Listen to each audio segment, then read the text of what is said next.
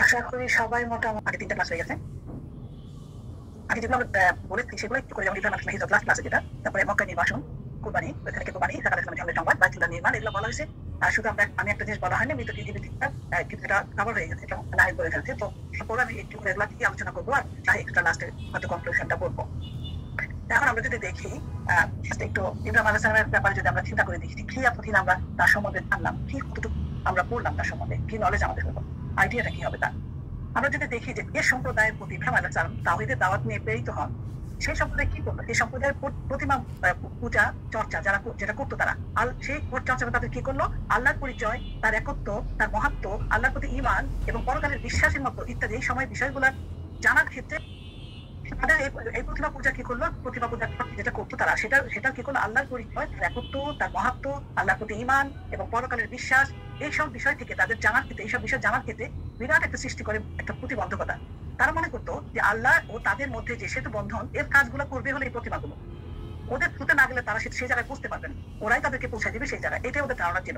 এবং এই দাবির কোনো ভিত্তি ছিল না, অযৌক্তিক দাবি ছিল এটা নিঃসন্দেহে। কিন্তু এই উপাসকগুলো এমন ভাবে তাদের মগজে, তাদের কাজে, তাদের আচার আচরণে, চলাফেরা, জীবনের প্রত্যেকটি ক্ষেত্রে এখন থেকে বসেছিল, ফলে তাদের অন্তরে আল্লাহর প্রতি সম্মান বোধ ধীরে ধীরে কমে যায়।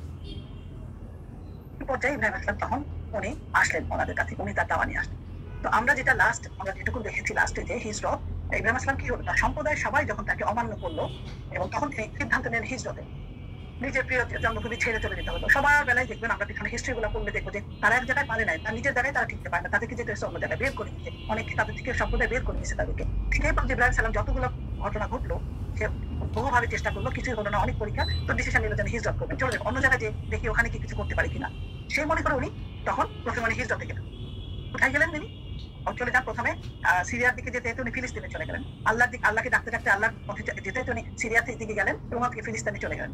আল্লাহর বার্তা বয়ে নিয়ে যায় মানুষের দোয়ারে দোয়ারে, উনি কি করলেন, ঘরে ঘরে গেলেন এই দোয়া পৌঁছে দেওয়ার জন্য। ওখানে অনেককে বললেন, ওখানেও যে উনি ভ্রমণের পথে ওখানে যে থেমে থাকেন নাই, দীর্ঘ পথে ভ্রমণের মানুষের বিরোধিতা, অত্যাচার, নির্যাতন আর হাজার রকমের কষ্ট তাকে ক্লান্ত করতে পারেন। এত যে কিছু করলেন ওনার, কিন্তু উনি কিন্তু টায়ার্ড হন, উনি দিয়ে গেছেন, দাওয়াত দিয়ে গেছেন। ফিলিস্তিনে যান, তারপরে কি করেন, ফিলিস্তিন থেকে তিনি আবার মিশরে চলে আসেন। মিশরে এসে আল্লাহর পথে আহ্বান করার জন্য এই মহামানব ঘুরে বেড়ান দেশ দেশান্তর, এই সবকিছু তিনি আল্লাহকে খুশি করার জন্য। তাই তো তিনি জন্মভূমি ত্যাগের সময় বললেন, কি বললেন মনে আছে, আমি আমার প্রভুর উদ্দেশ্যে যাত্রা করলাম, তিনি আমাকে পথ দেখাবেন। কতটা তাওয়াক্কুল, উনি বললেন যে আমি যাচ্ছি, এখানে করলাম, চেষ্টা হলো না, আমি ওনার জন্যই যাচ্ছি অন্য জায়গায়, আমাকে পথ দেখাবে, একটা না একটা কিছু করতেই পারবো। তো মিশর থেকে আবার তিনি বললেন কি ফিলিস্তিনে ফিরে আসলেন। এই ফিলিস্তিনে উনি কি করলেন, নিজের দাওয়াতি কাজের মূল কেন্দ্র বানান এখানেই। তারপরে আমরা দেখলাম যে হাজেরা মক্কা নির্বাসন, এটাও দেখতে পাবো আমরা আগে, যে আল্লাহ নির্দেশে তাকে কি করলেন, আল্লাহ বৃদ্ধ বয়সে আল্লাহ তাআলা পুত্র সন্তান দিলেন, সেই পুত্রের ভালোবাসা নিয়েও তাকে পরীক্ষা দিতে হলো। আল্লাহ তাকে দেখতে চান, তার জন্য ভালোবাসা কার প্রতি বেশি, আল্লাহর প্রতি বেশি না পুত্রের প্রতি বেশি, এই পরীক্ষাটা তার উপরে আল্লাহ তাআলা নিলেন এবং তাকে নির্দেশ দিলেন যে যাও তুমি হাজেরা এবং বাচ্চাকে রেখে আসো, মক্কায় রেখে আসো। সেই পরীক্ষা ওনাকে দিতে হলো এবং সেখানে উনি রেখে আসলেন। কিন্তু তারপরে দাওয়াতের কাজে বিভিন্ন জায়গায় উনি ঘুরে বেড়াতেন, বিভিন্ন জায়গায় যেতে হতো, কিন্তু মাঝে মাঝে মক্কায় যেয়ে তিনি ছেলেকে দেখে আসতেন।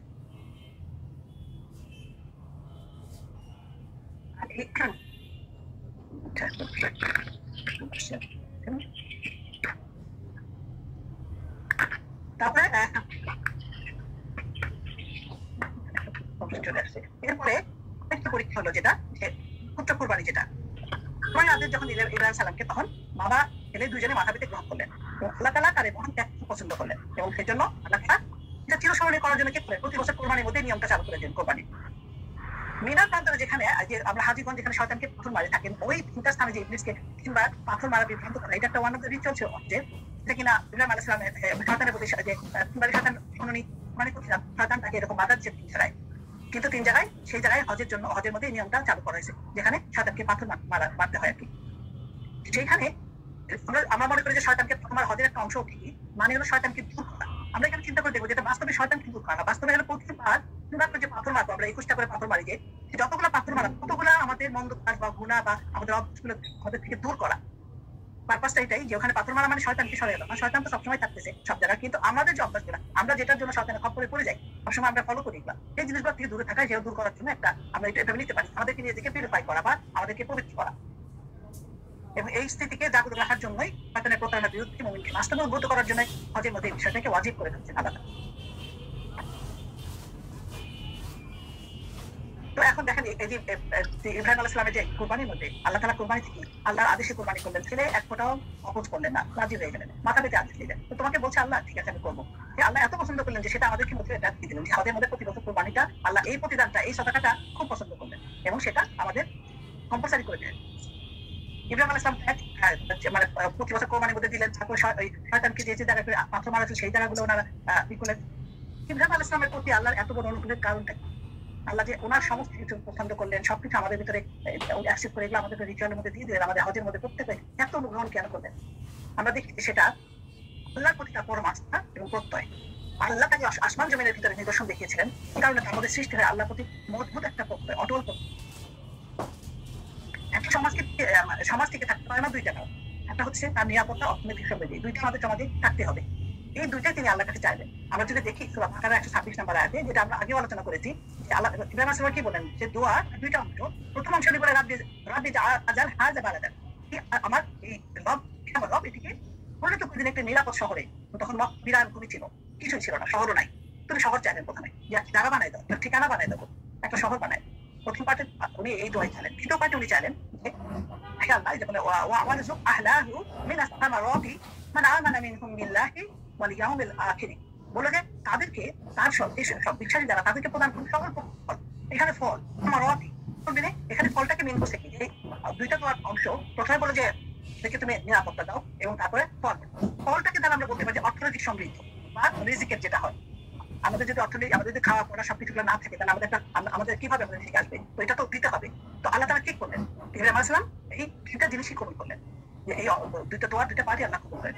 এবং আমরা দেখতে পাই যে এই দোয়ার মধ্যেই আল্লাহ তাআলা এখানে বিশেষ ফল দ্বারা যেটা বোঝাচ্ছে অর্থনৈতিক সমৃদ্ধি বা উত্তম রিজিক বোঝানো হচ্ছে এখানে। সুতরাং আমরা যদি দেখি যে এই দুইটা দোয়ার মধ্যে ইব্রাহিম আলাইহিস সালামের সংখ্যাটা দেখতে পাই, তার বিচক্ষণতা আমরা পরিচয় পাই। এই দুইটা দোয়ার মধ্যে কি জিনিস চাইলেন উনি? অনেক কিছু চাইতে পারতেন, কিন্তু প্রথম চাইলেন একটা শহর, নিরাপদ শহর। বানানোর পরে শহর তো হইলো, কিন্তু খাওয়ার ব্যবস্থা তো করতে হবে। মক্কাতে তো কিছুই নাই। উনি চাইলেন যে ব্যবস্থা কি করতে হবে সেটা আল্লাহ করে দেবেন, বাট উনি চাইলেন যে এটাকে এখানে রিজিকের ব্যবস্থা করে দাও। আল্লাহ তাআলা দুইটাই কবুল করছেন, যদিও এখন পর্যন্ত আমরা জানি সেটা যে মক্কাতে কখনোই হয় না কোনো কিছু ফলটল, কিন্তু আল্লাহ তাআলা ওখানে বাইরে থেকে সব ধরনের জিনিস তাদের মধ্যে আসে, মক্কায় পাওয়া যায়।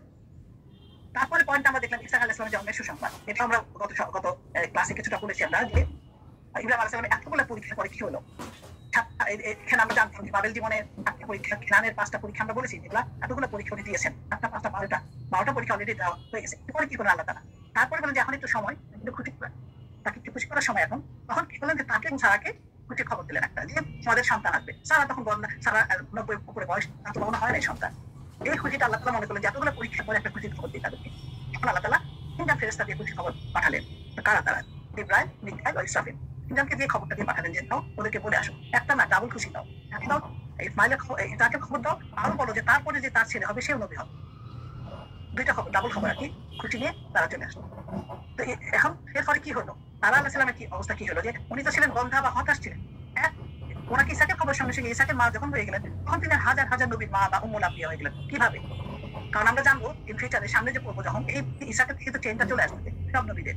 তো সবার মা, তাহলে কত বড় সম্মান আল্লাহ তাআলা তাকে দিলেন। 90 বছর পর্যন্ত কোনো সন্তান নাই, তাকে বন্ধা রাখলেন, কিন্তু লাস্টে যে আল্লাহ তাআলা এমন গিফট দিলেন যেটা কিনা তাকে উম্মুল আম্বিয়া বলা হতো। সমস্ত হাজার হাজার নবীর মা হয়ে গেলেন তিনি। তখন একটা ছেলের মা, হাজার হাজার। নিরাশ আমরা তো হবো না, সেজন্য এটা লেসন আমরা বুঝতে পারি। আল্লাহ তাআলা কাউকে নিরাশ করেন। আমরা সবরের সাথে যদি থাকি, আল্লাহ ডেফিনেটলি আমাদেরকে দিবে সবকিছু সময়, সবকিছু। তারপরে আমরা দেখতে পাই এরপরে আসবে যে বাইতুল্লাহ নির্মাণ। বাইতুল্লাহ কি হলো? আমরা গত ক্লাসে যদিও মোটামুটি বলা হয়ে গেছে বাইতুল্লাহ, একটা পয়েন্ট নিয়ে হয়তো একটু বলবো। যে বাইতুল্লাহকে আমরা দোয়াটা দেখেছিলাম গত ইয়েতে, যে বাকরার যে 125 নম্বর দোয়া, যেটা এখানে দুইটা পয়েন্ট মেইনলি আমি দেখবো। এখানে যে মাথা বাতান যেটা বলে যে ওয়াইদ জাআলনাল বাইতি মাথাবাতান লিন্নাসি, মাথাবাতান থেকে এখানে এটা দেখবো আমরা ওয়ামানা ওয়াত্তাখিযু মিন মাকামে ইব্রাহিম। এখানে মাকাম ইব্রাহিমটা দুইটা পয়েন্ট এখানে দেখবো, মুসাল্লা, যে মাকাম ইব্রাহিমটাকে মুসাল্লা করতে বলছে যেটা, আর মাথাবাতান লিন্নাসি মানব জাতির জন্য এটা একটা কেন্দ্র করতে বলছে। এই দুইটা পয়েন্ট একটু আজকে বলবো। এটা যেগুলো তো আপনাদের আয়াতগুলো আলোচনা হয়ে গেছে, নাহিদ আলোচনা করছে, আমি আয়াতের মধ্যে থাকছি না, জাস্ট পয়েন্টটা বলবো যে মাথাবাতা শব্দের অর্থ যেটা প্রত্যাবর্তন ফল, রিটার্নিং পয়েন্ট, যেটা এখানে আল্লাহ তাআলা আমরা বারবার যাবো, যেটা আল্লাহ তাআলা খাবারকে কি মর্যাদা দান করবো, এখানে মানুষ বারবার যাবে। তো মাথা বাতান এই জন্য আল্লাহ তাআলা বলছেন যে এখানে তোমাদের আসতেই হবে, বারবার আসতে হবে। মানুষের জন্য এটা বলতেন যে ইব্রাহিম আলাইহিস সালাম এই দোয়ার দুইটা বৈশিষ্ট্য এখানে এই দোয়ার ভিতরে আমরা দেখবো। মাথা বাতান না আছে যেটা, এটা পূর্ণ একটা জায়গা, পূর্ণ ক্ষেত্র করা এবং নিরাপত্তা একই সাথে দুইটা জিনিস, নিরাপত্তার জন্য এটা, আবার পূর্ণ ক্ষেত্র হিসেবে বারবার যে জায়গা আমরা ফিরে যাবো। বায়তুল্লাহ জিয়ারত এখানে যারা, তাহলে আমরা কি করি? বায়তুল্লাহ যারা জিয়ারত করে তারা কি একবারে যে শান্তি পেয়ে যায়, আচ্ছা শেষ আমি আর যাবো না, আমার হয়ে গেছে? এরকম খুব কমই পাওয়া যায়। একবার যে যায় সে বারবার ওখানে যেতে চায়। কেন? এই ইব্রাহিম আলাইহিস সালামের দোয়ার ফল। এমন ভাবে আল্লাহ তাআলা তার দোয়া কবুল করছেন যে এইখানে তোমাদেরকে আসতে হবে, তুমি একবার না, তোমাদের পৃথিবী মিটবে না, বারবার তোমরা আসতে চাবা, বারবার তোমরা আসতে চাবা এখানে। সেজন্য এটাকে বলছে যে একাধিকবার আসার জন্য যে মনটা ব্যাকুল হয়ে থাকবে, এটাই হলো দিন দিন তার কমবে না, সেই আস্তে আস্তে বৃদ্ধি পেতে থাকবে। আর নিরাপত্তা স্থল তো আমরা বুঝতেই পারি, যেখানে কোনো মক্কার মতো জায়গা তো নিরাপদ, কোনো শত্রুর ভয় নাই, কোনো জাহিলিয়াতের ভয় নাই, কোনো হারাম ইয়ে ভয় নাই, সবকিছু এখানে সেফটি। এই জন্য দুইটা জিনিস অলরেডি আল্লাহ তাআলা বলছে যে সেকেন্ড। তো এখন দেখেন মাথা ব্যথা যে যদি বলি আমরা যে এই যে মর্যাদা যেটা ছিল, মাথা যেটা সব পরিবর্তন স্থল, মানুষ যদি সবসময় ওখানে যাওয়ার জন্য যে একটা অস্থিরতা, আবার একবার অনেকে বলে যে একবার হজ করে এসে যদি আবার যেতে করে মানে মানে অস্থির লাগে যে আমি আবার কবে যাবো, এরকম ফিলটা আসলে বলে যে তার হজ কবুল হয়ে গেছে। এরকম কথা বলে আল্লাহ মালুম, আল্লাহ জানেন যে কার হয়েছে না হয়েছে। কিন্তু মানুষের এই আগ্রহ থেকে অনেকে বলে যে না, একবার যে আসার পরে যা আমার ইচ্ছা লাগে আসার জন্য হজ কবুল হয়ে গেছে। তো কোনো মানে হয় না মানুষ প্রতিবারই জিয়ারতে মানে যেতেই ইচ্ছা লাগে, যেতেই ইচ্ছা লাগে। তারপরে এইভাবে দেখা যায় যে একবার আসার পরে দ্বিতীয়বার আবার আরো বেশি যেতে, তারপর এবার বাড়তেই থাকে বাড়তেই থাকে। আমরা যদি দুনিয়া বিভিন্ন জায়গায় ঘুরি, আমরা কোনো জায়গায় ঘুরে ফিরে আসার পরে ওই জায়গায় কিন্তু আরেকবার যাওয়ার ইচ্ছা থাকে না।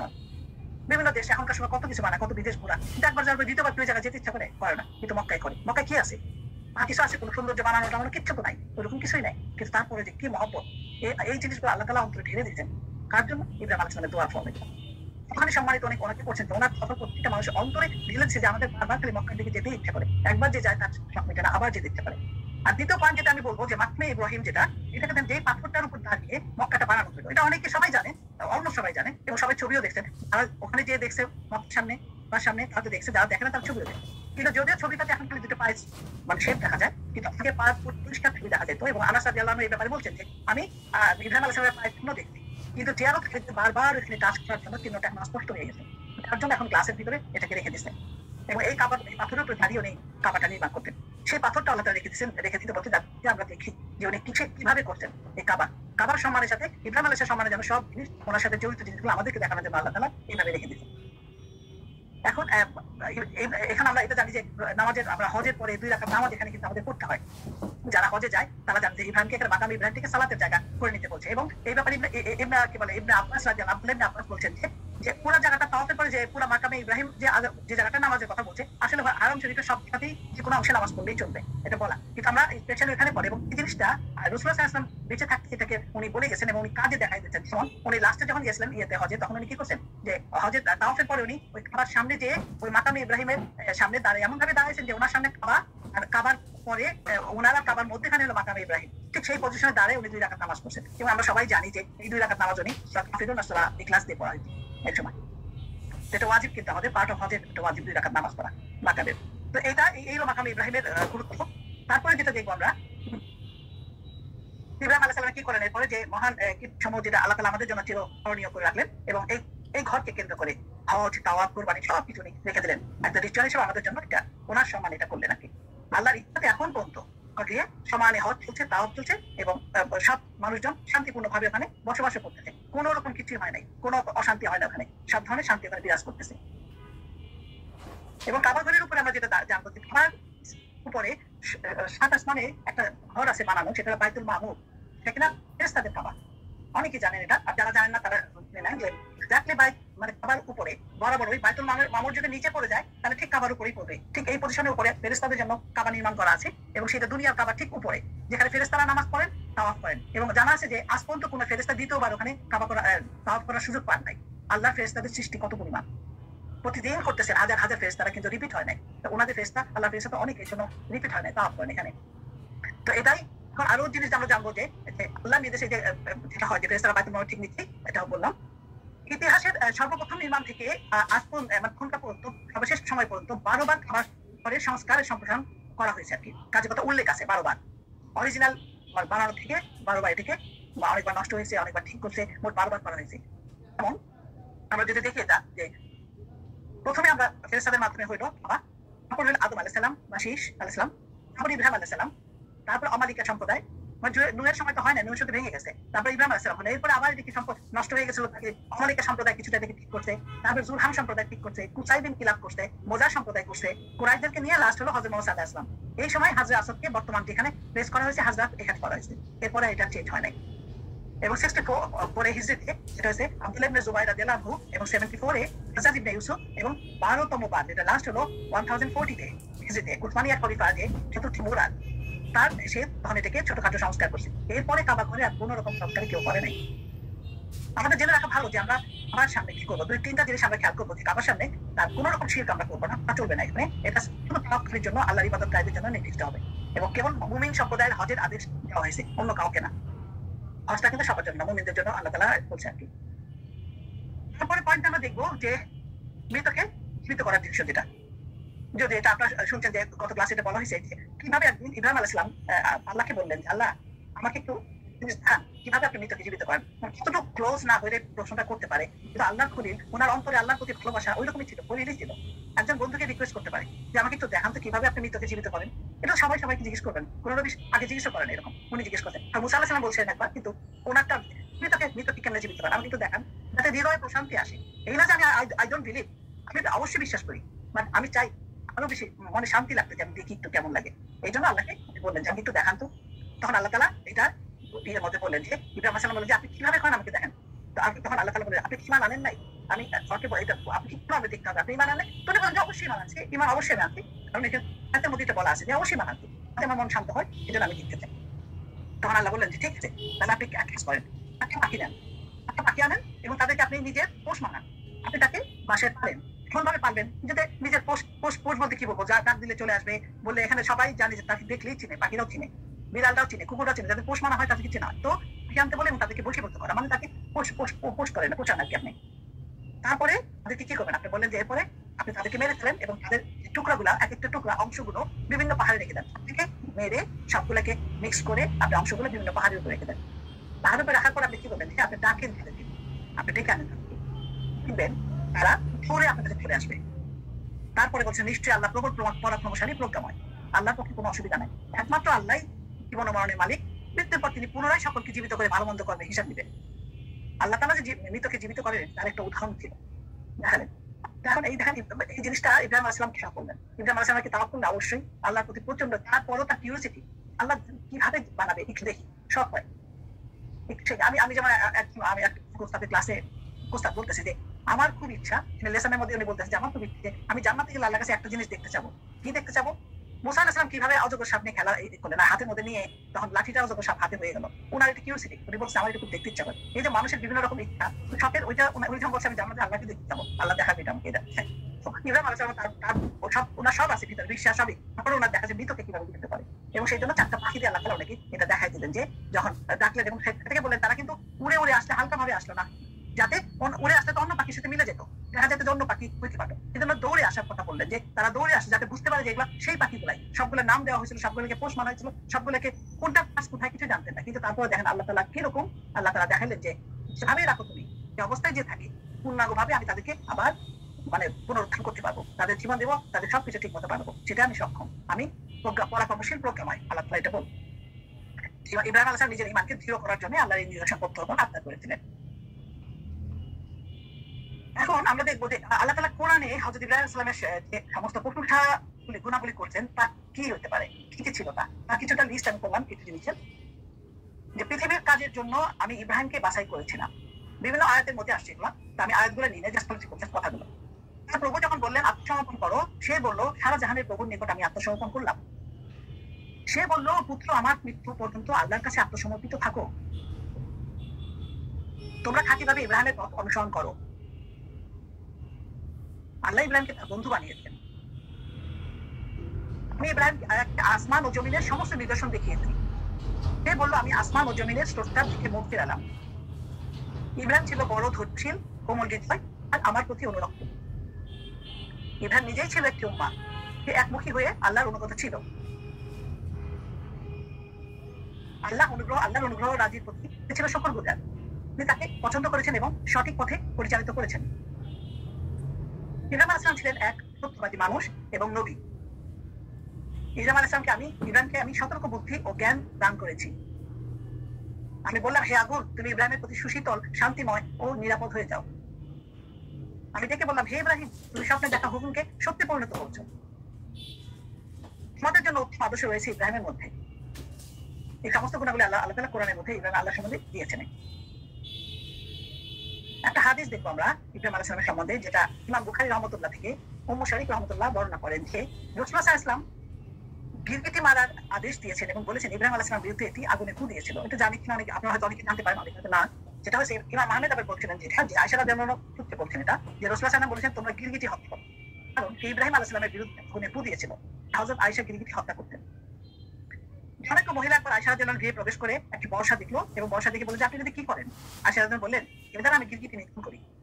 তিনি বললেন রাসূলুল্লাহ সাল্লাল্লাহু আলাইহি ওয়াসাল্লাম বলেছেন ইব্রাহিম আলাইহিস সালামকে যখন আগুনে নিক্ষেপ করা হয় তখন সমস্ত জীবজন্তু কীটপতঙ্গ আগুন নিভাতে চেষ্টা করেছিল, কেবল এই গিরগিটি তা করেনি এবং সে উল্টা আগুনে ফু দিয়েছিল। সেজন্য আমাদের গিরগিটি মেরে ফেলতে বলতে আর কি।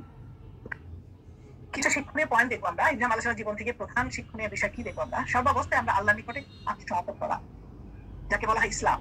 যেমন আল্লাহ বলেন এই আয়াতে বলছেন বাক্যা 131 যে স্মরণ করো যখন তাকে তার পালন করতে বললেন তুমি আত্মসমর্পণ করো, তখন সে বলল আমি আত্মসমর্পণ করলাম বিশ্ব চরাচরের প্রতিপালকের নিকট। বরং একটি বিষয় সন্তানদেরকে ওসিয়ত করে যান ইব্রাহিম ও ইয়াকুব, নিজে তো করেছেন সন্তানদের বলেছেন। এবং ইমরানও একটি কথা যে ইব্রাহিম আলাইহিস সালাম ইহুদিও ছিল না, নাসারাও ছিলেন না, বরং তিনি ছিলেন একনিষ্ঠ মুসলিম বা আত্মসমর্পিত। অতএব ইহুদি নাসারা ইত্যাদি বিভিন্ন দলীয় রং দেয় তাকে স্বার্থের জন্য নিজের স্বার্থ ব্যবহার করে, এটা একটা বাতুলতা মাত্র। বরং তিনি ছিলেন বিখ্যাত আল্লাহ প্রেমী, আর সে কারণে সকল আল্লাহ ভীরু মানুষের তিনি নেতা ছিলেন।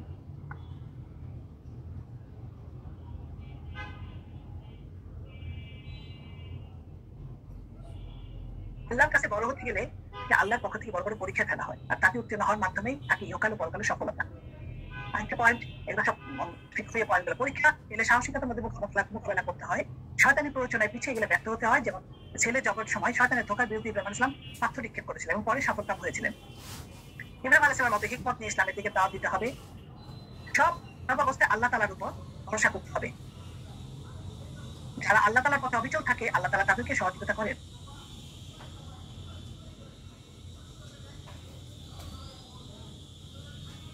আমরা উপসংহারে বলতে পারি ইব্রাহিম আলাইহিস সালামের 200 বছর জীবনে পুরোটাই ছিল পরীক্ষার জীবন। সুখে দুঃখে আনন্দে বিষাদে সর্বদাই উনি আল্লাহর উপরে একান্ত নির্ভরশীল। পরিবার, সমাজ ও রাষ্ট্রশক্তির বিরোধিতা তাকে তার বিশ্বাস থেকে এক চুলো নামাতে পারেন। অবশেষে জন্মভূমি ত্যাগ করে হিজরত করে আসতেও তিনি পিছু পাননি। আল্লাহ সন্তুষ্টি কামনায় বৃদ্ধ বয়সী শিশুপুত্রকে মা সহ জন্মভূমিতে রেখে আসছেন, সেখানেও তার হৃদয় কাঁপেনি। অবশেষে সন্তানকে জগৎ করার মতো তাকে উদ্যোগ নিতেও তার হাত কাঁপেনি। এইভাবে জীবন ভর অগণিত পরীক্ষায় ফলাই উত্তরায় পেরিয়ে পূর্ণ পরিণত হয় ইব্রাহিম আলাইহিস সালাম পেলেন বিশ্বনেতা। আল্লাহ তাআলা তাকে বিশ্বনেতা হবার মতো বিরল দুনিয়াবি পুরস্কারের মহান এলাহি ঘোষণা দেন। ভবিষ্যৎ নবীগণের পিতা আবুল আম্বিয়া এবং মিল্লাত ইব্রাহিমের নেতা হবার মতো দুর্লভ সম্মান। বিশ্বনেতা আবুল আম্বিয়া, মিল্লাত ইসলামিয়া। আল্লাহর প্রতি তার অনুগতশীলতা, আল্লাহর প্রতি তার নিখাত আত্মসমর্পণ এবং তার কার্যক্ষেত্রে স্থিরতা, এ সবই ছিল তার জীবনের মুখ্য আদর্শ। আমরা ফাইনালি শেষ দেখবো যে ইব্রাহিম আলাইহিস সালাম সম্পর্কে কোরআনের 25টি সূরা 204টি আয়াতে বর্ণিত হয়েছে। এখানে সবগুলো জাস্ট নাম আর আয়াতগুলো দেওয়া আছে, নাম্বারগুলো। আপনারা এই লিস্টটা সবাই রেখে দিলে আপনাদের যখন যেটা দরকার দেখে দেখে, এবং এগুলো তো আমার ক্যাটাগরাইজও দেওয়া হয়েছে নারীদের ক্লাসে, কোন সময় কোন আয়াত কোন পারপাস সেটাও আছে এখানে, টোটাল সবগুলোর সাথে দেওয়া আছে। যদি কোনো সময় কাজে লাগে দেখে দেখে আপনারা নিজেরা দেখতে পারবেন, তাফসীর করতে পারবেন, আরো জানা সবই থাকলে আগ্রহ থাকলে জানতে পারবেন। তো আমার ক্লাস আজকে এই পর্যন্তই হবে। আজকে আর নতুন কিছু নাই, সাবজেক্ট সবই পড়া হয়ে গেছে। ইনশাআল্লাহ রেকর্ডিংটা স্টপ করে দিয়ে তারপর কথা বলি।